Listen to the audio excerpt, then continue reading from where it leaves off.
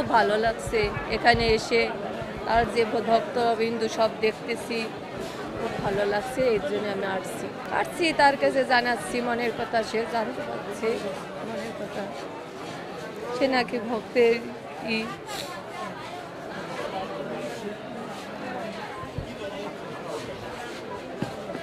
আসছি, সে তো সবই জানতেছে, এখন তো সব কিছু বলা যায়,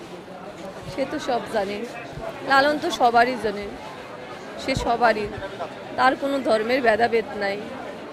সে সবার জন্যই আছে, সে তো বলেছে কে বা হিন্দু কে বা মুসলিম সবের জন্য আমি।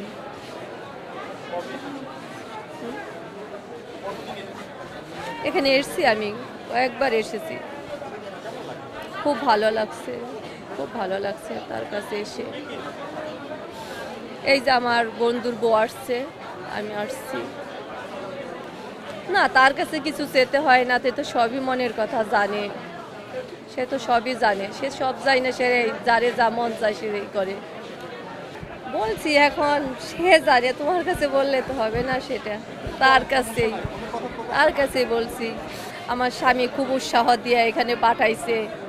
সে যেন তার শারীরিক দিক দিয়ে তারা যেন ভালো রাখে, তারা সুস্থ রাখে, মেয়েটা অসুস্থ, সে যেন খুব ভালো টালো হয়, তার কাছে আসছি, তার উৎসাহতে এখানে আসছি।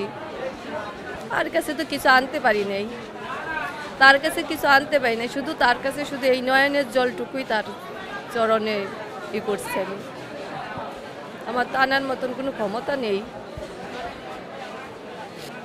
আর কিছু বলতে চাচ্ছি না, ধন্যবাদ।